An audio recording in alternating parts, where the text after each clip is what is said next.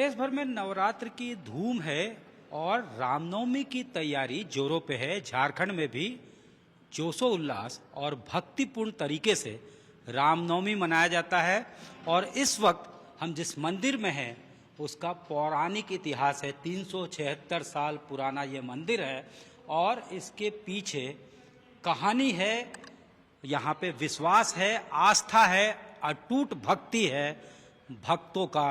श्रद्धालु जब आते हैं रामनवमी में, तमाम जुलूस जो आते हैं वो यहीं कल्मिनेट होता है, यानी जुलूस जो है उसका एंड पॉइंट यही है। बड़े बड़े महावीरी पताका के साथ लोग पहुंचते हैं। तमाम तैयारियां की जा रही है। खास बात यह है कि अब ये जो मंदिर बन रहा है इसको जो रिस्ट्रक्चर किया जा रहा है, तो राम मंदिर का मॉडल जो बनाया है, जिन्होंने डिजाइन किया है अयोध्या के राम मंदिर को, वही यहाँ पे भी डिजाइन कर रहे हैं। मंदिर को नए तरीके से मंदिर बनाया जा रहा है।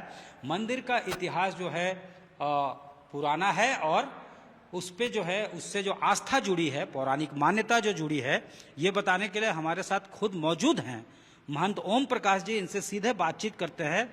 महंत जी, इसमें कहानी है कि अंग्रेज जो है यहाँ पे रहा करते थे, ये जंगल था, तो कैसे जो है यहाँ पे रामलला की स्थापना हुई और काफी प्राचीन, अति प्राचीन हनुमान और राम जी यहाँ पे विराजमान हैं। ये पूर्व महात्माओं का एक नाम में ही यहाँ का रहस्य छुपा है। जैसे इसका नाम ही है तपोवन। हाँ। तो यहाँ पूर्व में जितने भी बाबा हुए यहाँ तपस्या करते थे और यहाँ उस समय कालीन में यहाँ किसी भी प्रकार का ठाकुर का मूल विग्रह नहीं था। और ये जंगल था, ये जंगल था और रांची भी नहीं था। गिनती के 4 घर अपर बाजार में और 2-4 घर डोरंडा था।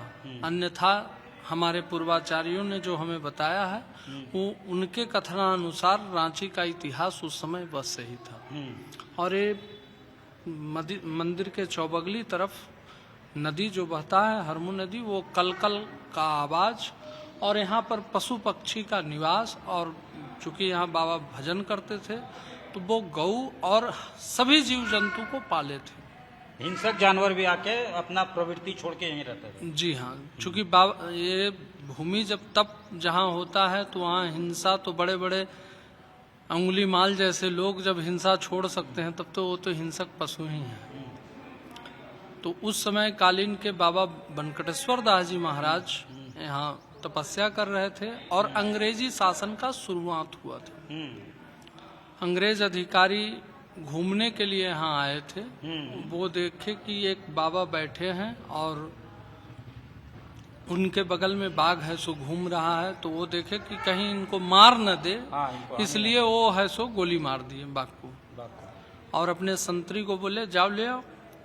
तो जब गोली का आवाज हुआ तो बाबा का ध्यान मुद्रा खुल गया। तो जब देखे कि बाघ मरा पड़ा है तो उन्हें अति क्रोध हुआ।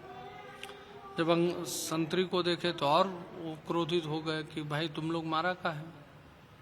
और संतरी से जो बहस हुआ वो संतरी डर के भाग गया और जाके अपना मालिक को कहा।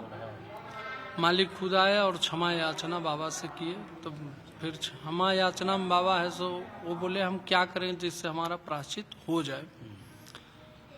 तो बाबा बोले हाँ, भगवान किसी का मंदिर बना दो। तो चूंकि झारखंड वैद्यनाथ से 12 ज्योतिर्लिंग में जाना जाता है, तो पहले शंकर भगवान का ही विचार आया और अंग्रेजों को शंकर भगवान के प्रति थोड़ा आस्था भी था जो अधिकारी थे।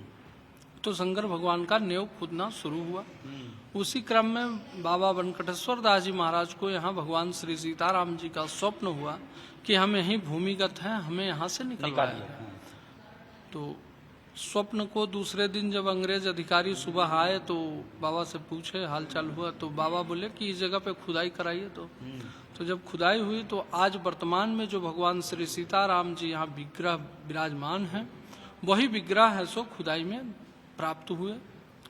बाद में अंग्रेज अधिकारी जयपुर से लखनलाल जी का विग्रह बनवा करके मंगवा करके तब उस समय मंदिर बन गया। दरबार को सजाने का तो मंदिर बन गया। उसके बाद प्रतिष्ठा किया गया। बाद में फिर बाबा राम शरण दास जी महाराज के समय में रातूगढ़ में श्री हनुमान जी महाराज का पूजन होया करता था, जिसमें महाराज के द्वारा बताया गया कि केवल महाराज और राज्य पुरोहित जो होते थे तत्कालीन के, वही ये जाने कि यहाँ हनुमान जी नीचे गर्भगृह में है, अन्यथा वहाँ तीसरा किसी भी व्यक्ति को प्रवेश वर्जित था। और राज्य के किसी भी व्यक्ति को यह भी पता नहीं था कि यहाँ हनुमान जी का विग्रह है। बाबा राम शरण दास जी महाराज को स्वप्न हुआ कि हमें यहाँ से ले चलो, जेल से मुक्त करो। बाबा गए, महाराज को कहे, महाराज मना कर दिए कि यहाँ कोई हनुमान जी का मंदिर नहीं है। बाबा चले आए। बाद में हनुमान जी राजा को खुद स्वप्न दिए।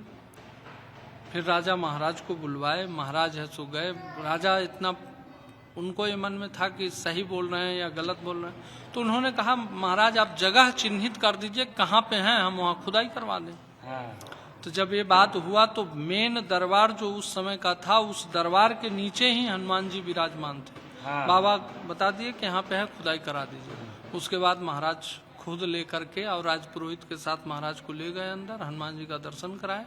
महाराज को आश्वासन दिए कि हम 2 से 4 दिन में आपके यहाँ हनुमान जी को पहुँचवा देंगे। फिर हनुमान जी भी यहाँ आ गए और उनका पूजा अर्चन। अब आपको दिखाते वो हनुमान कहाँ है, जहाँ श्री राम वहीं हनुमान। तो जब राम का दरबार यहाँ सज गया तो हनुमान जी रातूगढ़ में कैसे रह सकते थे। उन्होंने स्वप्न दिया बाबा राम शरण दास को कि हमें यहाँ से लेकर चलो, मुक्त कराओ। जब राम शरण दास की बात तत्कालीन रातू महाराज ने नहीं माना तो रातू महाराज को ही हनुमान जी ने स्वप्न दे दिया कि आप मेरे को ले जाओ वहाँ पे। और उसके बाद ये जो सबसे पुराना विग्रह है, अब ये जो है ये आप देख सकते हैं, ये दोनों जो मूर्तियां हैं बड़े वाले जो हैं ठीक पीछे, जो आप देख सकते हैं कि पत्थर से लग रहा है कि बिल्कुल पत्थर पे नक्काशी किया गया है। ये हनुमान जी को लगभग 376 साल पहले यहाँ पे लाया गया और तब से इनकी पूजा अर्चना होती है। सच्चे दिल से जो भी यहाँ मांगा जाए ये पूर्ण होता है। लिहाजा रामनवमी पे यहाँ जबरदस्त उत्साह होता है, चरम पे भक्तों का जो श्रद्धा होता है, आस्था होता है, वो चरम पे रहता है। और यहाँ जो राम दरबार सजे हुए हैं, यही मूर्ति खुदाई में निकली थी 350 साल पहले। और तमाम झंडे यहीं से जो है, जो अलग अलग जुलूस निकलते हैं अखाड़ों के, तो वो झंडा यहाँ पे लाकर यहाँ पहले जो है उसकी पूजा अर्चना की जाती है, जुलूस के शक्ल में आया जाता है। और उसके बाद यहाँ पे श्री राम के चरण में उस झंडे को सटाने के बाद अपने अपने मोहल्ले में या फिर अपने घरों में जाकर स्थापित कर दिया जाता है। और महावीर मंडल के अलग अलग लोग जो है वो भी यहाँ पे आते हैं और यहाँ पे जुलूस लेके जाते हैं। इस बार भी तैयारियां पूरी है, मुकम्मल है। किस तरह की तैयारियां हैं, और इस मंदिर में झंडा जब तक पहुंचता नहीं है अपने अपने मोहल्लों में स्थापित उसको नहीं किया जाता है। और ये पुरानी परंपरा है, सैकड़ों साल की परंपरा है। देखिए 1926 से रामनवमी महोत्सव का झंडा आता है। ऐसे तो झारखंड का मर्यादा पुरुषोत्तम भगवान श्री राम और हनुमान जी का ये दिव्य और आस्था के प्रतीक का मंदिर है। हर दिन श्रद्धालु झारखंड के और अगल बगल प्रदेशों के भी लोग अपनी मुरादें लेकर आते हैं। किसी का शादी ब्याह करना हो, बाल बच्चे का छठी करना हो, नामकरण करना हो, या किसी की झोली भरनी हो, तो यहाँ पर लोग माता सीता के पास और हनुमान जी के पास में आते हैं। लेकिन चूंकि अभी रामनवमी का त्यौहार है, 5 तारीख को, 5 अप्रैल को महानवमी महाअष्टमी की झांकी निकलेगी। कल मंगलवारी का शोभा यात्रा होगा और 6 तारीख को महानवमी की लाखों श्रद्धालु यहाँ आते हैं। रांची के ग्रामीण इलाकों से भी आप कह सकते हैं कि लगभग 500 से अधिक महावीरी झंडे हर अखाड़ों से निकलकर यहाँ पहुँचते हैं। वहाँ सटाया जाता है। राम भरत की मिलाप होती है डोरंडा और रांची का। फिर यहाँ से झंडा निकल करके अपने अपने घरों में जाते हैं। मैं चूंकि महावीर मंडल का अध्यक्ष भी रहा हूँ और आज भी संस्था से जुड़ा हुआ हूँ, जहाँ हम सद्भावना के साथ, भाईचारगी के साथ, मोहब्बत के साथ इस त्यौहार को मनाते हैं। और स्वयं मुख्यमंत्री जी रामनवमी के दिन यहाँ उपस्थित होते हैं, राज्य की जनता को संदेश देते हैं, मर्यादा पुरुषोत्तम से राज्य की खुशहाली के लिए आशीर्वाद प्राप्त करते हैं। तो अभी जो है बड़ा गुलजार रहने वाला ये पूरा इलाका है।